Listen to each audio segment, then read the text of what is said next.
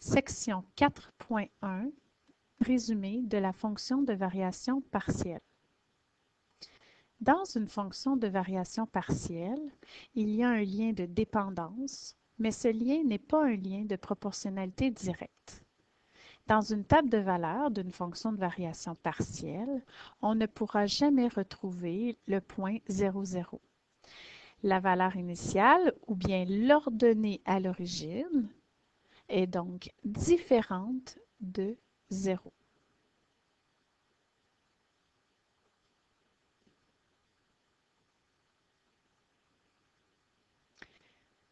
Dans une table de valeurs, nous n'avons pas de vérification pour reconnaître la fonction de variation partielle. Il s'agit de vérifier s'il s'agit d'une directe, d'une nulle ou bien d'une fonction de variation inverse. Et si toutes nos trois premières fonctions ont été éliminées, nous pouvons conclure que nous sommes devant une fonction de variation partielle. Le graphique. Le graphique illustre une droite ne passant pas par l'origine.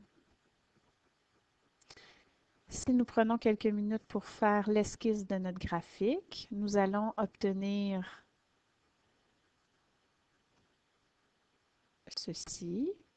Et donc, si j'ai un taux de variation positif, je sais que je m'attends à une droite qui sera ascendante, mais comme nous sommes dans une fonction de variation partielle, cette droite doit passer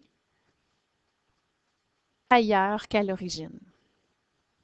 Donc, doit croiser l'axe des ordonnées ailleurs qu'à la valeur 0. Donc, cette droite aurait donc un taux de variation positif et une valeur initiale également positive. Si mon taux de variation est négatif, on a donc une droite qui sera descendante.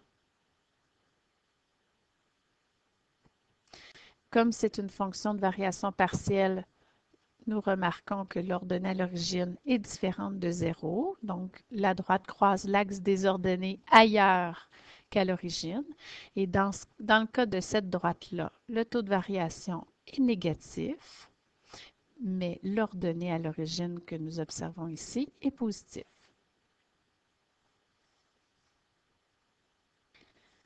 Son équation maintenant. La forme générale de son équation est y égale ax plus b. Que représentent le a et le b? Alors, le a est représenté par la variation des ordonnées divisée par la variation respective des abscisses et se calcule de la façon suivante. A égale y2 moins y1 sur x2 moins x1 et représente notre taux de variation.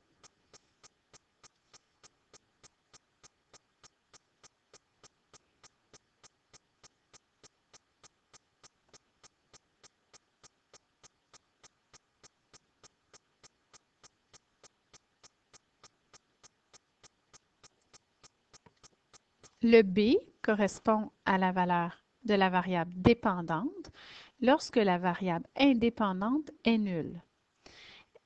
Elle peut également se trouver à l'aide de la substitution d'une coordonnée dans l'équation déjà amorcée. Les paramètres a et b s'appellent respectivement le taux de variation et le b, la valeur initiale. Nous avons également un synonyme pour la valeur initiale qui est l'ordonnée à l'origine.